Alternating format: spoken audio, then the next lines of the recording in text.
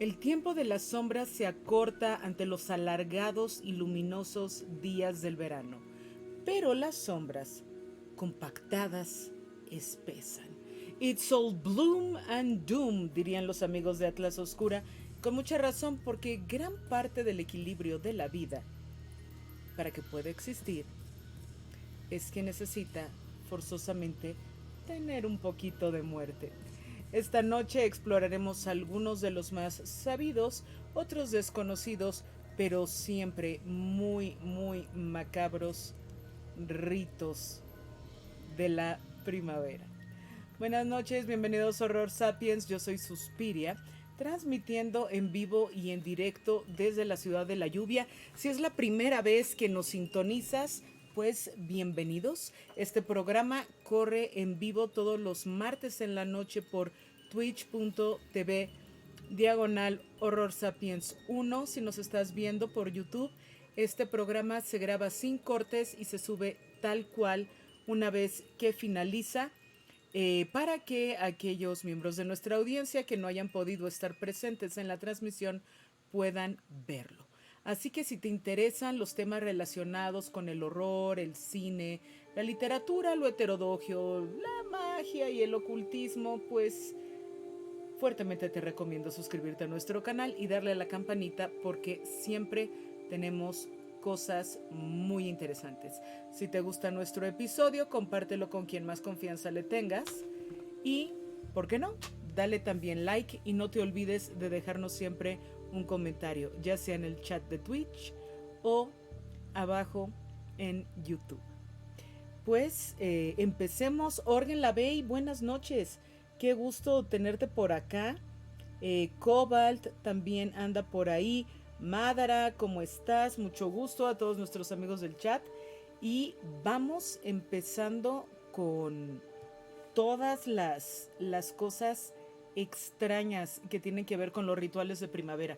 Porque uno siempre piensa que la primavera pues es buena onda, todo bonito, flower power, sonrisitas, calor, etcétera. Pero también hay una parte bastante oscurita que tiene que ver con todos estos rituales y elementos relativos a la naturaleza.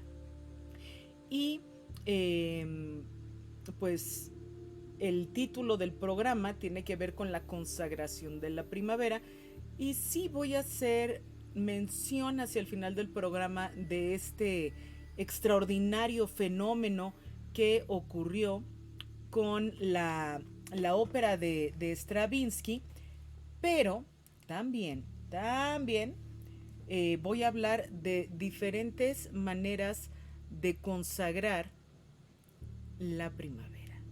¿Y qué es consagrar? Es que un grupo de gente cometa el acto de hacer que una serie de acciones u objetos o personas en particular logren una categoría de sagrado. Y pues para que exista la vida sabemos que tiene que existir la muerte. Si pensamos nosotros en estos ritos de fertilidad que vamos a relacionar obviamente con la consagración de la primavera, tenemos una semillita que la metemos en la tierra y la semilla tiene que volverse algo sagrado. Tiene que morir, tiene que romperse para que salga de ella la ramita, la hojita que nos va a dar algún fruto bueno. Y esta imagen de quitarte la piel para convertirte en algo más va a ser también mucho uno de los elementos clave dentro de los símbolos que tiene que ver la primavera. Y lo vamos a ver más adelante con uno de los dioses que vaya que se quita la piel, nuestro querido Xipetotec. Pero para que todo esto funcione, no basta con echar nada más una semilla a la tierra. O sea, es todo un proceso que tiene que ver con los ciclos de los años y todas las culturas antiguas tenían estos ciclos muy bien marcaditos, los tenían con la luna, los tenían con el sol, los tenían con toda una serie de elementos meteorológicos que les ayudaban a comprender dónde quedaban las cosas. Si pensamos en la primavera y pensamos en Halloween y vemos las fechas como están en el calendario, es uno completamente opuesto y complementario del otro, y estas cosas no son coincidencias. Los antiguos pasaron muchísimo tiempo pensando cómo hacer que hubiera un equilibrio en las fuerzas de la naturaleza, cómo tratar de entender todos estos caprichos de fenómenos celestes y demás que tenían que ver con los dioses. Y antes de celebrar esta consagración de la primavera, porque no es la preparación de la primavera ni el inicio de la primavera, no, es la consagración, o sea, cuando la primavera ya está al tiro. Por eso lo estamos haciendo en este principio de mayo. ¿Qué hace falta para que eso suceda? Pues lógicamente, si yo quiero flores y frutos en mayo, tiene que haber una fecundación previa, y esta fecundación previa pues tiene mucho que ver también con otro programa de Horror Sapiens que nos aventamos el año pasado acerca de toda esta parte negra y tenebrosa de los carnavales y todo lo que quería decir, y cómo reacciona también la Iglesia Católica a esto de los carnavales. Un carnaval es una festividad de la carne y surge a principios de febrero, cuando está la polinización iniciando. Tenemos este polen hipercargado, hiperespeso, hiperdenso, que va a crear una reacción en cadena de todas las especies vegetales y animales, y que por supuesto va a llegar al ser humano también, que después de estarse cubriendo por completo, en cuanto llega febrero, como que empieza a ser un poco más de calorcito, y empieza a verse un poquito más de piel después de tanto ocultar pues a muchas personas. Esto les va a parecer un poquito erótico, además de todos los olores y los sabores y los colores y todo lo que está en la naturaleza confabulando para la reproducción de todas y cada una de sus especies. Es por eso uno de los motivos por los que se hacían estas fiestas de la carne, los carnavales, en los cuales se celebraba con gran confianza y júbilo el llegar y decir, ya se está empezando a soltar el hielo, ya se está empezando a ir la noche, ya todo está empezando a estar mejor. Esto es una señal de los dioses que el siglo va a volver a empezar. Entonces estamos tan contentos de que no es el fin del mundo, de que viene una primavera, de que viene una cosecha y de que vamos a tener otro año, que como vamos a celebrar con libaciones, todos estos borracheras increíbles que se ponían los romanos, las comilonas y por supuesto toda la parte de las orgías, para que en la fiesta de la carne pudiera disfrutar al pleno cada uno de los sentidos, todo lo que hubiera. Sabemos también que después de los carnavales, cuando se aplaca un poco esta llamarada, por decirlo de alguna manera elegante, fue que la iglesia impuso el miércoles de ceniza, que siempre se mueve porque tiene que ver con los carnavales, que siempre se mueven precisamente por el ciclo lunar. Y después del miércoles de ceniza, órale, una cuarentena, la cuaresma de que todo el mundo se porta bien y convierte todas sus privaciones en algo sagrado. Por lo tanto, al privarte de algo y hacerlo sagrado, comienzan los sacrificios, la gente se arrepiente de su promiscuidad y se restaura por ahí un tipo de equilibrio. Sin embargo, en los otros ritos que tienen que ver con la primavera, tenemos por un lado el equinoccio y por otro todo lo que va a pasar en mayo. Y tanto para el equinoccio como para lo que sucede en mayo, la gente creía en la necesidad de forjar un ritual que siempre va a tener una serie de pasos y voy a tratar de hacer una compilación general de puntos que siguen los rituales, aunque eh, sabemos que no todos los rituales son iguales, no todos los rituales tienen los exactos puntos. Dice por aquí Orgen Lavey, rituales que involucran todos los fluidos corporales. Y, oh sí, y voy a llegar a los fluidos un poquito más adelante, así que aguántenme. Entonces, si me salto alguno, Orgen, Cobalt, porfa, ahí ustedes, me echan la mano y me dicen cómo, cómo voy con todo esto. Entonces, de los rituales. En primer lugar, tienes que invocar a la deidad.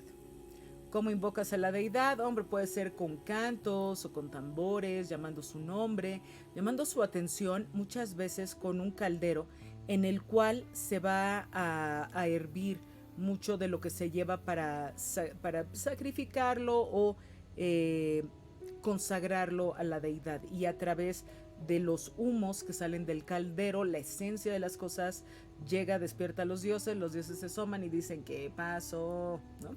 Y empezamos por ahí. Saludos, Cats Forever 14. Welcome, welcome. Entonces, invocamos a la deidad, alabamos, agradecemos todos sus dones, solicitamos su clemencia si es que fallamos en algún punto, se van a ofrecer los sacrificios, es decir, algo que les fuera sagrado, se pide el favor de los dioses, se agradece de antemano con fe y esperanza su bondad, y en el pleno de la reunión el oficiante va a hacer un acto de unión y armonía en el cual va a haber un momento de magia, va a haber una transmutación, algo va a pasar ahí, perdón, que va a lograr eh, que como que se selle de alguna manera el pacto a través de este elemento mágico. Se va a pasar al festejo y la unión de los participantes o la comunión antes de cerrar el rito. Y en el caso del equinoccio, el equinoccio era una cosa, pues bastante grande. Recordemos que la palabra equinoccio quiere decir con la noche igual, o sea que el día y la noche duran lo mismo. Es cuando ya las noches empiezan a cortarse y los días empiezan a alargarse. En el hemisferio norte lo celebramos y por ahí, bueno, o conmemoramos, dependiendo de la tradición que sigan ustedes, entre el 20 y el 21 de marzo. En el polo sur, la primavera comenzará hacia el 23 de septiembre, este año me parece que cae en 23 de septiembre, y ahí es cuando se cruzan la eclíptica, que es el camino del sol a través del cielo, por decirlo en breve, con el ecuador celeste, que es la línea imaginaria que sale del ecuador hacia la esfera celeste, y consiguen una inclinación de 23.5 grados. Al suceder esta inclinación, el hemisferio correspondiente, en marzo el norte, en septiembre el sur, se va a inclinar hacia el sol tantito, y esto pues nos va a permitir que haya días más largos. Entonces el descubrimiento de estos fenómenos celestes, por decirlo de alguna manera, que empiezan a alargarse los días, qué día empieza, qué pasa, cómo es posible que duren lo mismo el día y la noche y demás, se convierte en algo muy clave y muy importante para las culturas antiguas. Y y estas oscuridades, aunque se vuelven más breves, pues se condensan, como decía yo al inicio del programa. O sea, spring is bloom and doom, dicen los de Atlas Oscura, y vaya que tienen razón en decirlo, porque la coincidencia del equinoccio va a unificar un montón de elementos de manera a veces caprichosa, a veces sí por influencia de culturas más grandes, los ritos que tienen que ver o festivales de mayo. ¿Y qué van a tener? Hombre, de entrada van a tener flores y frutos porque pues se están agradeciendo las flores y los frutos.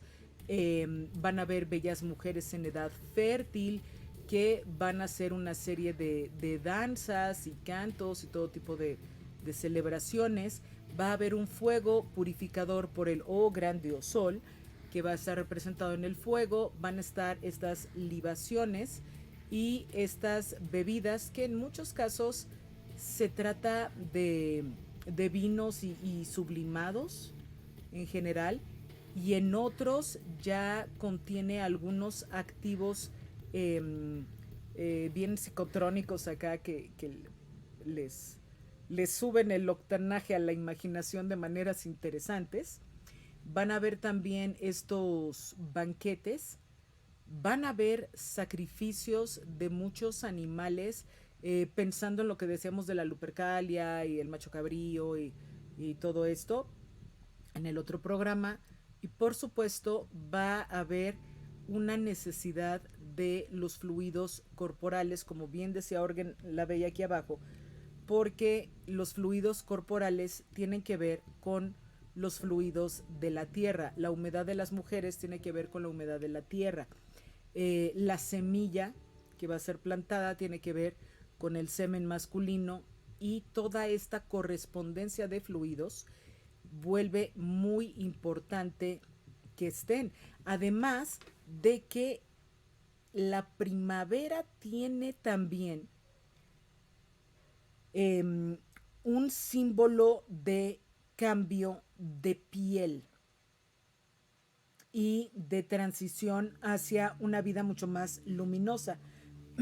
Y van a haber muchas deidades que van a estar relacionadas con todos estos ritos y la primavera y toda la buena onda.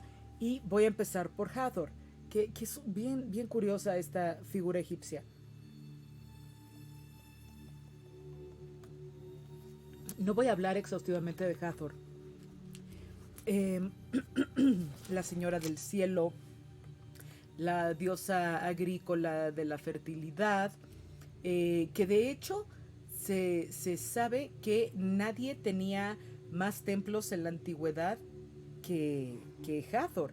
Y es que, a ver, era diosa de lo agrícola, o sea, del cultivo, por lo tanto de la prosperidad, de la fertilidad, tanto de los campos como de la familia, tener muchos hijos, de la alegría, de la maternidad. Tenía múltiples festivales según el aspecto de Hathor que hubiera. Sobre todo la ciudad de Biblos era donde había más. Es muy interesante todo lo de Hathor, pero me voy rapidín porque si no vamos a acabar con todos los pendientes que hay acá en el programa.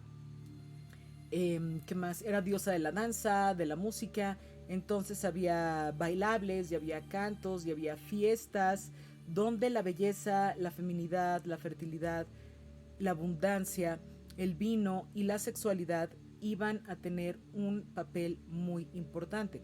Porque si tú estás celebrando a la fertilidad, lo tienes que hacer haciendo algo que sea fértil.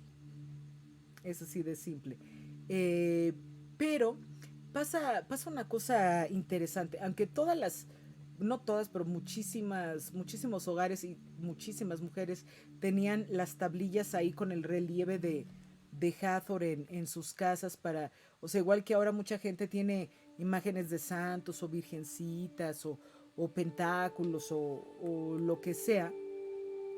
En esa época, eh, Hathor como que se diversificó hacia finales de los periodos fuertes de Egipto, y se convirtió en la receptora de los difuntos.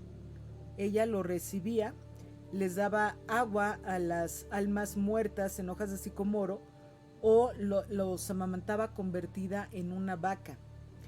Entonces, aún cuando de repente va Hathor a formar parte del reino de la muerte, sigue teniendo que ver con esta maternidad, con este cuidado Eh, y con esta manera de procurar y socorrer, no solo en la vida, sino también en la muerte.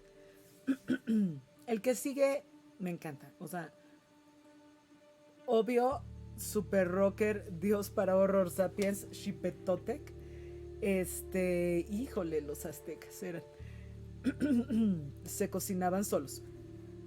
Xipetotec va a ser dios de la primavera y mucho tiempo se pensó que quería decir el señor desollado, aunque en realidad quiere decir el señor desollador, o sea que le quita la piel a su sacrificio. Va a ser dios de la vida, de la muerte y de la resurrección. De hecho, va a representar la parte masculina del universo. Tiene que ver con desprenderse de lo que ya no te es útil para que te puedas regenerar, para que te puedas transformar. Obviamente la fertilidad, los sacrificios, la abundancia, la riqueza y el amor. Tiene muchísimo que ver esta parte de mudar de piel, de estar en constante transformación. Por eso fue que esta idea de la transformación y de estar como renaciendo le resonó mucho a los aztecas cuando empezaron a ser evangelizados por los españoles. Eh, Como podemos verlo en esta imagen del Códice Borgia, el personaje no, se le ha arrancado su propia piel y tiene encima la piel de alguien más. Están por ahí las manitas colgando. Se alcanza a ver al borde de la máscara estirada, que abajo hay un rostro en carne viva y eh, que va a ser el rostro verdadero. El rostro verdadero de Xipetotec, que es la carne viva, la vulnerabilidad total para poder recibir, ¿no? No tengo nada para poderlo tener todo de vuelta, hacer espacio para algo más. Entonces es un Dios que es muy estudiado por muchas culturas contemporáneas que están interesadas en toda esta parte de la regeneración. Pero, como dije hace un ratito, Xipetotec también va a ser el desollador, el dios de los sacrificios, y sus sacrificios, precisamente para que volviera a cubrirse la tierra, se van a hacer en primavera. Y eran de muchas maneras. Los más comunes era poner a los cautivos que eran elegidos para sacrificarse a luchar entre ellos. Tenían un combate. Quien perdía no podían matarlo, tenía que estar vivo, y vivo tenía que ser desollado. También muchas veces morían por flechamiento, pero sí tenían que, que ofrecer la, la piel, su rostro, lo que fueron, como fueron hacia ese momento, tenían que darlo.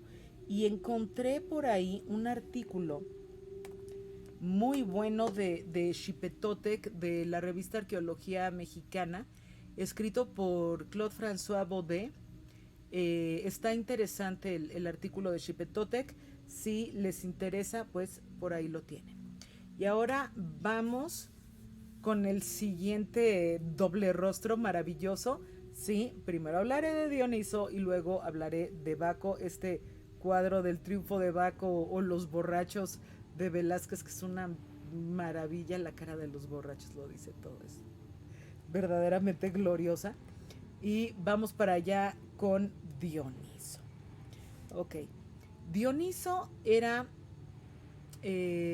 como lo digo yo en buen chilango, el dios del chupe, la chesta y lo chido, ¿no? Su fiesta era 5 días cada primavera, había festivales relativos a las cosechas, pero también van a haber competencias de todo tipo para celebrar a este grandioso y genial dios. Entre las competencias había una competencia en la categoría que llamaríamos hoy de teatro, en la que se presentaban obras, y la obra que mayor mente conmoviera a los auditorios, iba a ser la que triunfara. De ahí va a salir Eurípides, Sófocles, ay, se me fue el nombre de este hombre que escribió Las ranas, en fin, todos los cómicos y los trágicos griegos van a concursar durante estas competencias de Dioniso. Que después, cuando llegan los romanos, pues van a ver que está bien padre el dios, lo van a evolucionar en Baco, pero pues esa es otra historia. Entonces Dioniso va a ser el dios de las fiestas, de la alegría, del teatro, de la danza, del éxtasis, del salir de ti mismo para convertirte en algo más por esta cotidianeidad que puede llegar a ser abrumadora para el ser humano. Eh, por supuesto va a ser también Dios de los excesos y si sus adoradores le eran fieles y lo procuraban y seguían al pie de la letra todos los elementos para celebrar los sentidos, el éxtasis y poder sentirse dioses y no meros mortales a través de las libaciones y demás de Dioniso, el dios bien amable les va a conceder armonía, unificación, prosperidad, etcétera, etcétera. Pero si hubiera alguien que se burlara de él, lo menospreciara o criticara severamente sus rituales orgiásticos, lo iba a llevar a la locura y a la destrucción. Entonces, con esta amenaza, pues a ver, ¿qué prefiero? Estar a favor de Dioniso y pasármela en la fiesta aquí, entrándole a todo lo que se me atraviese, o criticarlo y que me lleve a la locura y la destrucción de todo lo que amo. Pensemos. No, pues me quedo con Diony, ¿no? Obviamente. Entonces va por ahí. Además de que Dioniso cada invierno moría y renacía cada una de las primaveras. Mientras tanto, en Roma, por un lado estaba la Floralia, la fiesta de las flores, y por el otro lado también van a haber fiestas en torno a Baco, que es esta transformación o adecuación del dios Dioniso para los romanos, que todo lo que les gusta lo embarraban ahí en el corpus cultural que tenían. Y Baco de niño había sido instruido en el cultivo de la vid por Sileno, que pues le entraba bien y bonito al vino. Entonces empezó a descubrir todo lo que pasaba a través de el ir tomando estas copas, el irse desinhibiendo, el ir entrando en esta personalidad paralela. Sus adoradoras eran las bacantes, y las bacantes eran un grupo de mujeres que se iban a lugares alejados donde realizaban una serie de rituales para Baco, que por supuesto involucraban eh, la desnudez, embriagarse, comer, el sexo. Siendo puras mujeres, iban entre ellas, tenían objetos, tenían ungüentos que les ponían a los objetos para, en el momento de simular las penetraciones, el fármaco que tenía este objeto hacía que sus compañeras entraran en unos trances fuera de este mundo, que les daba la plena comunión con Baco. Hay una obra muy muy buena de Eurípides que se llama precisamente Las Bacantes, porque se suponía que nadie podía ver el ritual, y en la obra pues un hombre se disfraza, etcétera, las sigue y es testigo del ritual de las bacantes. Y pues tomando en cuenta que le escribió Eurípides, sabemos que no terminó bonito la historia. Buenísima. Y si tienen por ahí chance de ver una puesta en escena, yo vi hace más de 20 años una con Jaime Garza, antes de que perdiera la pierna, hace muchísimos años, que fue verdaderamente excepcional. Ahora, también había gente que celebraba a Baco en fiestas que se hacían en diferentes lugares de Roma.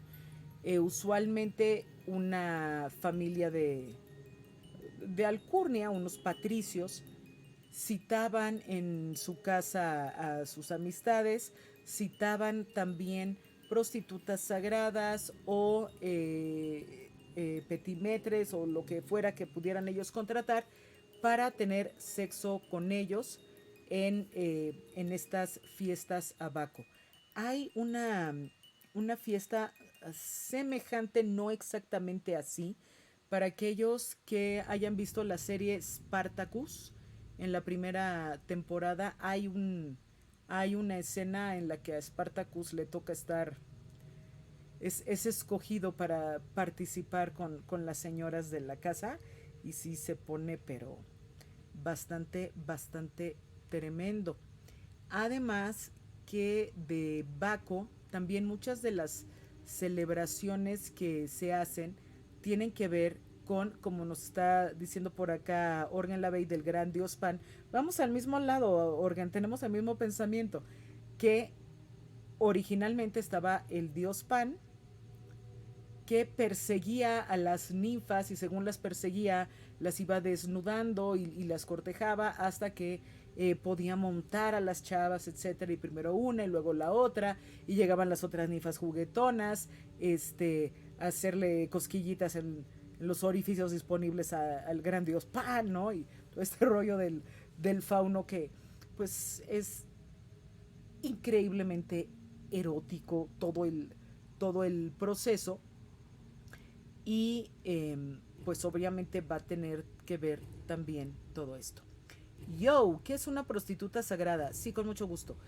En las culturas de antes del año cero de nuestra era, era muy común que en los templos de los dioses hubiera una un apartado, una capillita, por decirlo en términos modernos, que fuera consagrada a las diosas del amor, ya fueran de, de Afrodita, en el caso de los griegos, o de Venus. Y había dos tipos de sacerdotisas. Había unas que eran las vírgenes vestales, que eran las vírgenes de Vesta, la diosa del hogar, que eran estas sacerdotisas que hacían un montón de cosas y encantamientos y demás, pero no podían tener relaciones sexuales.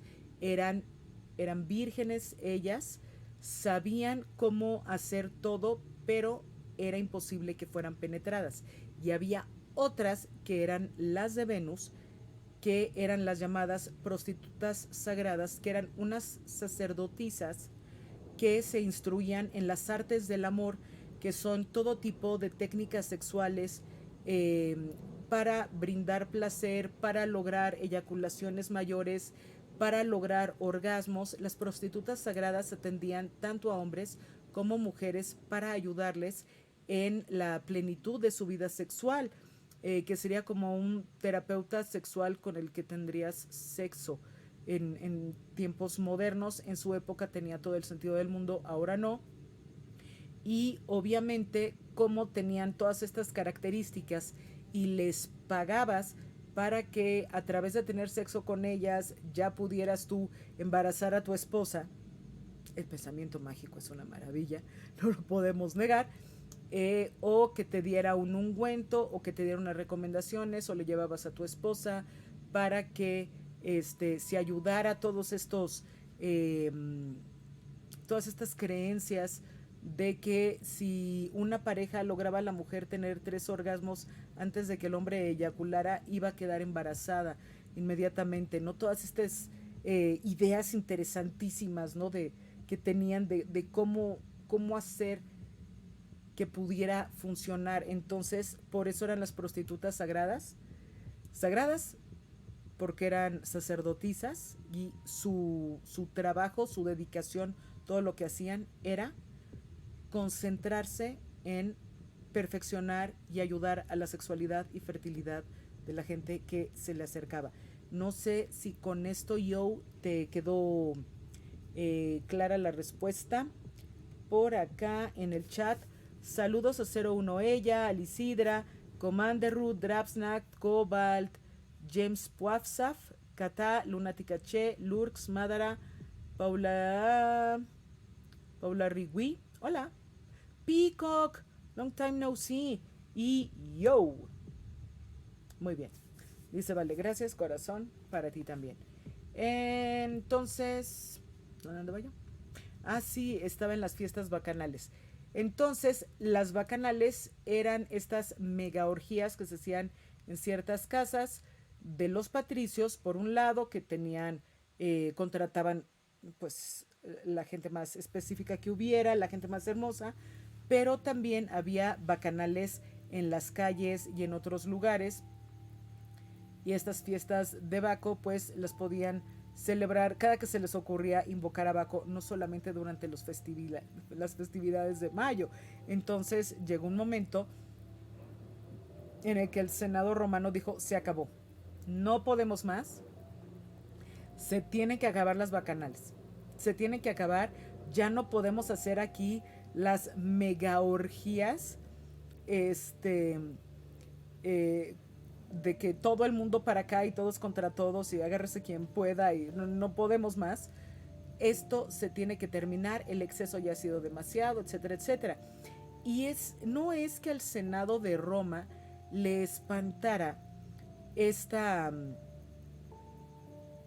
¿cómo decirlo? Esta fiesta gigante de sexo atascado de todos contra todos, no le causaba susto.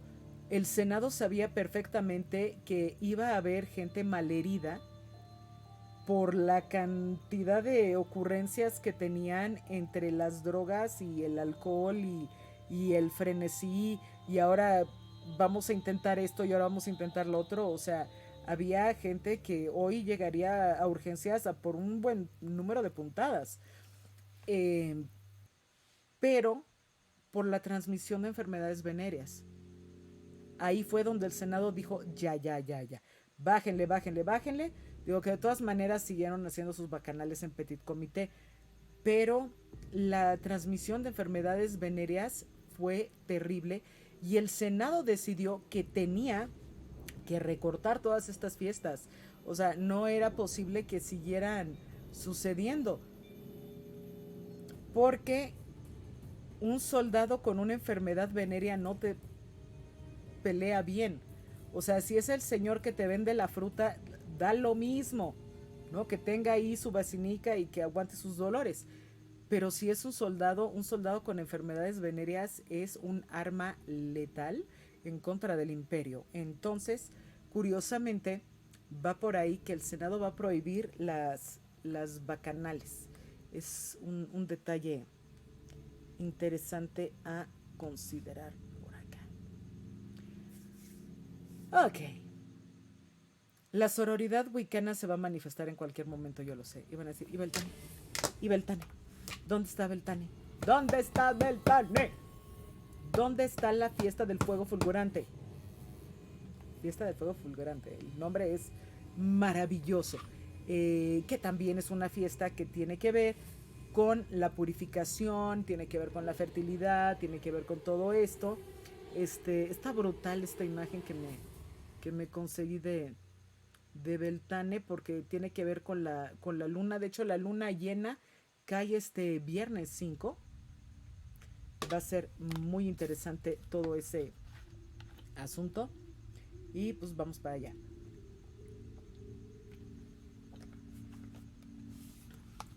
Los celtas, tanto los de Inglaterra, Irlanda, Escocia, norte de Francia, norte de España, partes de Alemania, etcétera, celebraban muchísimo todo lo que tenía que ver con el sol. La primera celebración dentro de lo que para nosotros hoy es el año viene siendo Candlemas, la fiesta de la Candelaria, la fiesta de las candelas, de las velas, de la luz, del calor, que se va a celebrar el 2 de febrero antes de los carnavales. y que representa la esperanza en la luz. Luego viene Ostara, que es la fiesta del equinoccio, y luego el 1 de mayo viene la fiesta del fuego fulgurante, en el cual está el sol representado por el fuego, que siempre va a haber fuego en estas fiestas wicanas, y va a ser el fuego que va a tener una transformación. No solamente va a ser la creencia, la esperanza y la gratitud de que el sol volverá, volverán las cosechas, volverá la abundancia, volverá todo esto, sino también este fuego que te purifica y en el cual tú puedes quemar todas aquellas cosas que quieras dejar ir. Para esto de quemar también está la fiesta de San Juan en junio, que hablaré de ella en junio, no lo sé, posiblemente. Y eh, pues van a ver, por supuesto, hogueras, que no van a ser unas hogueras así tradicionales de 4 leñitos y a lo mejor algunas ramas de olor ahí para que prenda más la fogata. No, no, no, no, no. Van a ser unas construcciones especiales, incluso llegando a crear los hombres de paja, estos Wickerman, que si nosotros vemos las películas de Christopher Lee sabemos que tienen un relleno humano vivo, o los que vieron la película con Nicolas Cage también saben qué es lo que pasa ahí con el Wickerman. Ya no se encierra gente viva, ya no se encierran animales vivos adentro del Wickerman, ahora solamente se quema la figura, pero sí se llegó a tener un nombre adentro del hombre de, de paja. Y es que paja no es wicker, bueno, mimbre, ya lo tengo. Adentro del hombre de mimbre ya no hay, pero se cree que en algunos pueblos en particular sí lo hubo para asegurar el sacrificio humano perfecto, ¿no? Y tenía que ser un hombre joven, fuerte, viril, bla, bla, bla, bla, bla, bla, bla, y siempre lo traían de fuera, que fuera un sacrificio foráneo. No se tocaba nunca la gente de la aldea, que es un detalle, creo yo, bastante interesante de todo esto. Entre las celebraciones estaba el culto al falo, también el culto, porque es el culto al dios y el dios es masculino, y que puede haber más masculino que un palo grandototototote, el culto al falo, que tenemos el palo de mayo, o como le dicen luego de burla a algunos antropólogos amigos que le dicen que es el falo de mayo, en el cual está coronado por una serie de guirnaldas con flores que tienen que tener todos los colores de las flores tienen que ser diferentes, si hay frutos que se le pueda poner, se le agregan los frutos, se cuida que no sean frutos de invierno para no alargar el invierno, sino que tenga que ver con toda esta parte del verano, y debajo de esta corona hay anexado al palo una especie de aro en el que atan cintas de colores, y cada uno de los colores va a tener un significado. Vamos a tener el blanco de la pureza, el rosa de la inocencia, el amarillo de la opulencia, el verde de la salud, el rojo de la pasión, el azul, que no me acuerdo qué quería decir el azul, y el verde, ¿no? Prácticamente es la gama de colores, van a estar ahí sueltos y se van a poner en círculos concéntricos, un círculo más pegado al palo, que van a ser las doncellas, alrededor de ellas van a estar los donceles, o sea, muchachos y muchachitas casaderos todos, y van a hacer un baile al compás de una música en el que van a salir y entrar y salir y entrar. Entonces van bailando y van haciendo una especie de S al bailar, que al hacer la danza con el lacito, bueno, el lazo, porque es una cinta larga, en la mano, según van bailando, se va tejiendo todo ese palo de mayo. Ahora, la idea de tejer el palo de mayo tiene que ver con crear el tejido de la vida, en el cual todas estas cualidades que van a estar representadas por los colores van a ser en un acto colaborativo de todas las mujeres haciendo su parte al moverse ellas en un sentido y todos los hombres haciendo su parte al moverse ellos en el otro sentido, estando en conjunto y armonía van a poder tejer la vida propia de ese año. Y van a tejerlo bien, van a tejerlo con firmeza. De hecho, cuando empiezan cuando tienen el lacito, se fijan que esté perfectamente derecho, etcétera, no vaya a quedar chueco. O sea, todo tiene que tener un orden muy bueno. Y además que todo esto del palo de mayo, pues es muy divertido verlos bailar porque luego se tropiezan, chocan, no sé, siempre hay alguien muy torpe que pues, le hace el día a todos los demás, ¿no? Y aunque hay estas torpezas, los participantes y también los espectadores tienes que ir con la idea de es que así es la vida, o sea, en la vida todo va a estar fluyendo de pelos, increíblemente maravilloso, hasta que alguien se tropieza y nos mete a todos en un caos. Entonces, toda esta simbología de lo que puede pasar durante el baile y estar riendo y estar cantando y estar, o sea, a pesar de todo lo que pasa, mantener la alegría de la vida es algo de lo relacionado con el palo de mayo, pero también van a estar las reinas de mayo. Y aquí, por supuesto, la reina mayor de mayo, Dani de Midsommar, que es un muy buen compilado de Ari Aster, de muchas de las historias negras alrededor de los rituales de la primavera, de la consagración de la primavera, aunque en el caso de él esto tiene lugar a mediados del verano, no es propiamente de la primavera y no es una reina de mayo, sino es una reina de verano, por eso tanta exuberancia de flores en la Dani, pero es que Dani se llama el personaje de la actriz en la película. Y pues estas reinas de mayo pues van a representar la fertilidad, etcétera. Muchas veces ese día las tienen que casar y tienen que perder la virginidad con el mejor pretendiente que puedan, con el fin de que estén amamantando para el siguiente festival a la siguiente generación, ¿no? Que sería no el bebé de mayo, porque no nacería en mayo, nacería en febrero, precisamente de concebirse esa noche, pero en fin.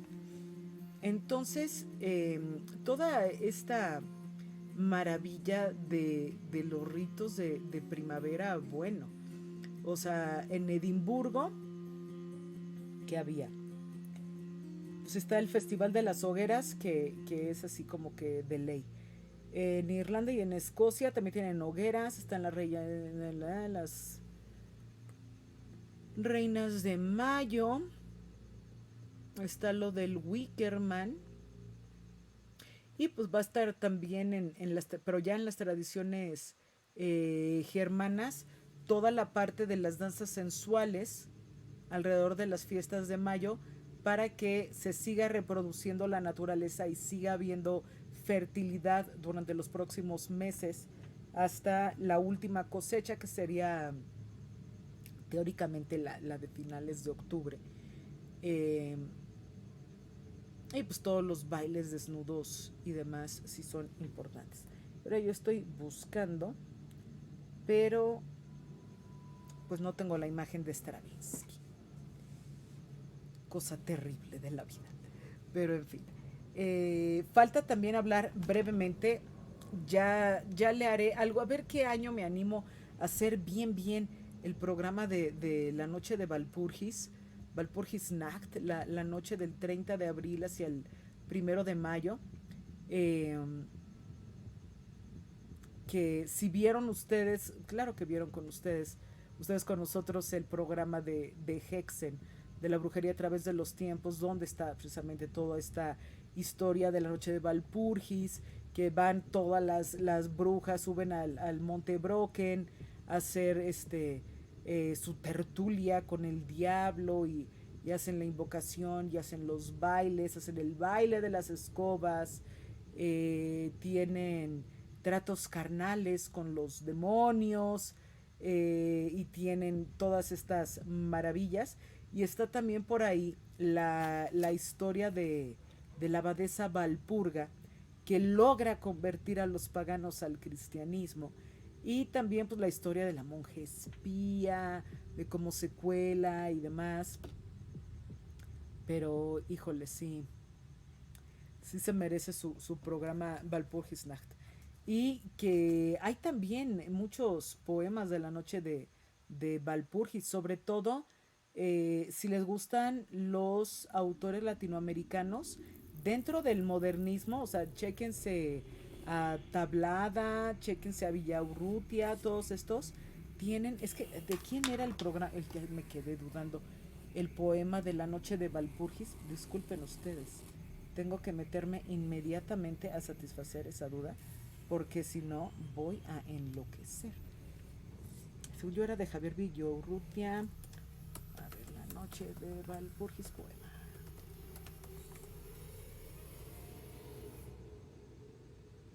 Está. Sí, está la noche rústica de Walpurgis de Manuel José Otón. Y hay por ahí otros más. Porque yo me acuerdo que además del de Valpurgis, Javier Villaurrutia también tenía por ahí algo. Pero bueno, esa es otra historia. Para cerrar eh, los comentarios de la consagración de la primavera, sí es importante tomar en cuenta qué pasa con la visión moderna de la consagración de la primavera. Y ahí les voy. A principios del siglo XX hubo un movimiento cultural arrasador, que eran las vanguardias o los ismos. Estaba el dadaísmo, el surrealismo, el futurismo, el estridentismo, había un montón, los dejé todos en desorden, pero bueno, ustedes disculparán.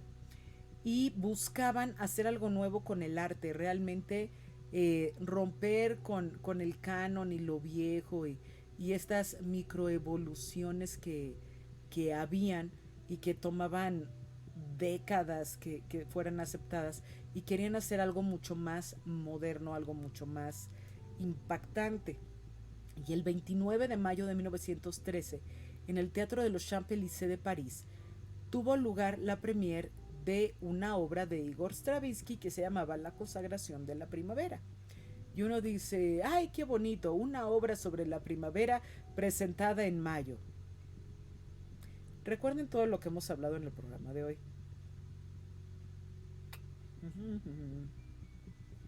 Problem. Entonces, llega la gente a ver la consagración de la primavera y la obra empieza con un sostenido de fagot. Y hubo una persona en el público que empezó a burlarse, ¿no? Como diciendo, ¿cómo es posible? Este, estas vaciladas, no sé qué. Y los actores, todos llevaban una serie de prendas muy caprichosas, muy simbólicas, tenían unos movimientos muy convulsos. Toda la parte del ballet que acompañaba la consagración de la primavera fue diseñado por Václav Nijinsky. Y Nijinsky era eh, bien intenso y sobre todo él creía mucho en la liberación de la expresión del cuerpo, que el cuerpo era para expresar, no era nada más para caminar o nada más para trabajar o nada más para hacer cierto tipo de actividades, sino que tenía una deuda de expresión de todo el mundo interior. O sea, este rollo de Nijinsky pues, sí estaba bien clavadito. Y trabajaron juntos para hacer el ballet. Entonces, la música a muchos les pareció muy extraña. Los movimientos de los bailarines convulsos, violentos, grotescos, algunos eróticos, etcétera. El frenesí al que llevaba la música con la danza rompieron por completo todas las expectativas tradicionales del público y hubo un altercado que terminó con heridos y destrucción de parte del teatro y empezó toda la leyenda negra, ¿no? De la consagración de la primavera de Stravinsky, que si habían, creo que en algún momento, si en algún momento dije Stanislavski, ustedes discúlpenme, fue un lapsus, estoy hablando de Igor Stravinsky, este, la consagración de la primavera. Entonces estaban con toda esta violencia y sale la leyenda negra de que la obra había enloquecido al público y el público fuera de sí, que la consagración de la primavera era una obra maldita, etcétera. Los críticos no sabían bien a bien qué decir al respecto ni cómo apuntar lo que había sucedido. Lo que se sabe de gente sensata que estuvo presente, después de gente que les agradezco eternamente se hayan dado a la labor de buscar los testimonios de la gente que trabajaba en el teatro para tratar de explicar lo que había sucedido, y es que los conservadores del público empezó una rechifla y empezaron a aventarle, porque recuerden que en esa época llevaban verdura para aventar al escenario. Y ahorita pensamos que estamos rodeados de salvajes, ¿no? Bueno, mucho monóculo, pero pues aventaban jitomates a los actores y a los cantantes y a los bailarines y a toda la gente que participaba en estas obras. Y empieza la rechifla, empiezan a aventarles cosas, pero la otra mitad del auditorio era gente que estaba ávida de la novedad, ¿no? Que llegaban y decían, wow, ¿qué es esto? Esto está loquísimo, nunca había visto algo así, y estaban en la fascinación. Entonces se hicieron de palabras, se hicieron de golpes, hubieron destrozos, los que no estaban conformes con esa cosa grotesca que había sucedido. ¿Y cómo no iba a suceder si ya París tenía la horripilante, ¿cómo se llama? Eh, Marca, esta cicatriz en el bello rostro de París, que era la Torre Eiffel, y ahora ballet de música putrefacta, de esos rusos locos, etcétera. Todavía estaba el zar Nicolás en el poder, o sea, todavía Rasputín andaba ahí cubrando al joven Alexei, todavía no venía la revolución rusa, y pues estaban los parisinos que se les hacían rollito las eh, pestañas.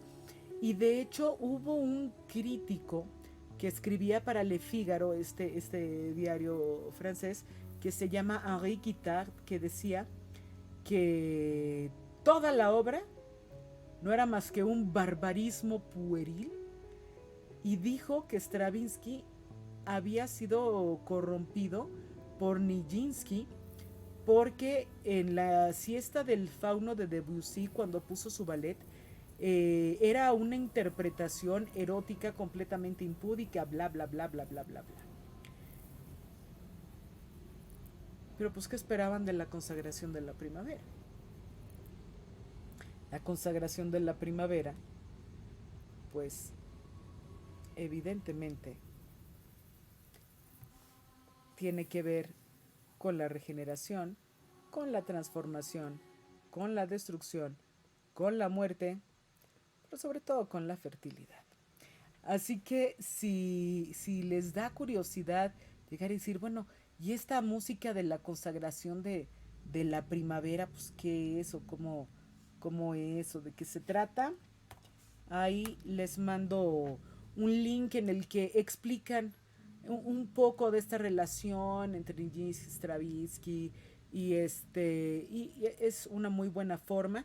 Van a encontrar también, si buscan el ballet de la consagración de la primavera, posiblemente se topen con el ballet de los 70, que es muy interesante, en el cual todos los bailarines llevan estas mallas de hombros a pies de monotono completamente, muchos en colores semejantes a la piel de los bailarines para que aparezcan desnudos y hacen todo este tipo de formas tratando de seguir las pautas de movimiento que se rescataron de la puesta de Nijinsky. ¿Cómo fue esa consagración de la primavera? No lo sabemos. Lo que sí sabemos es que estamos precisamente a inicios de mayo, cuando tienen lugar todas estas cosas de la consagración de la primavera. Así que, si ustedes de repente sienten esa súbita necesidad de arreglar, de limpiar, de tirar cosas, de pintar su casa, de arreglar el nido, etcétera, etcétera, pues échenle un sacrificio ahí a Xipetotec para que los ayude a desprenderse de todo lo inútil que carguen y puedan hacerse una buena piel. Prendan una velita, pónganla en un lugar en el que esté a salvo y no vaya a coger fuego la cortina o la casa o algún destrozo. Aléjenlas de los gatos, si son tan amables, que las historias de los gatos y los fuegos siempre terminan muy mal. Llenen su casa de flores, llenen su casa de frutos, llenen su casa de alegría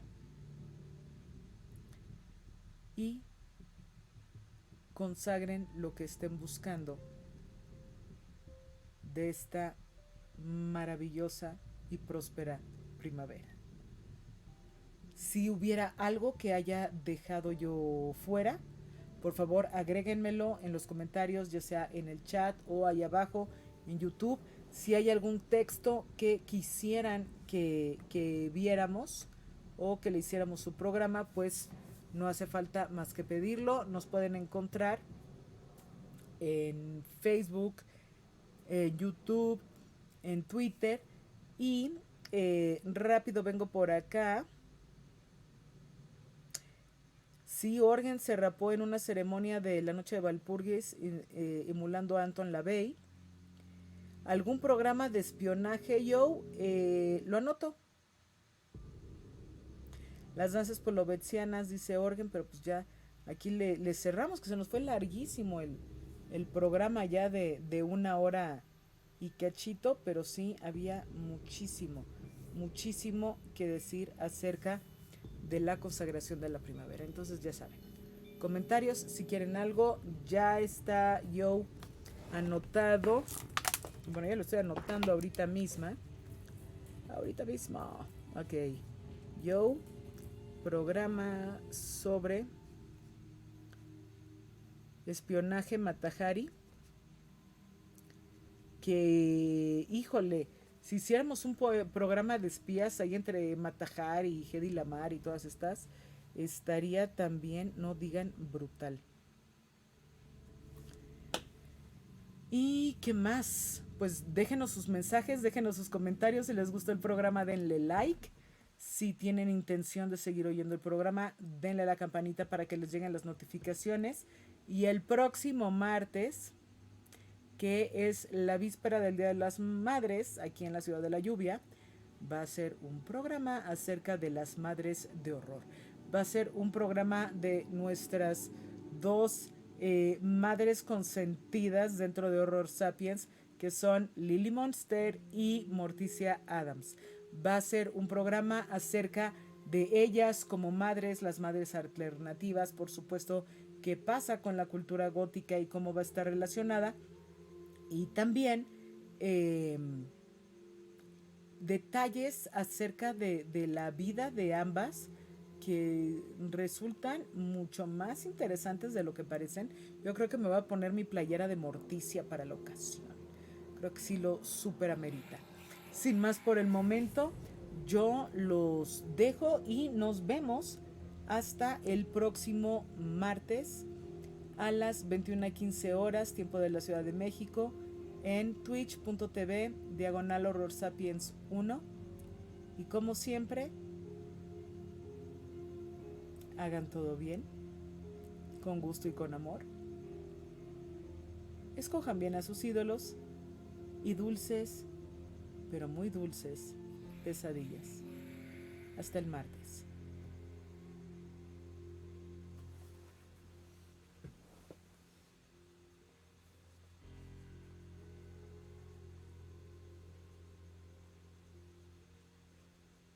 Buenas noches a todos, que les vaya muy bien. Gracias, Orgen.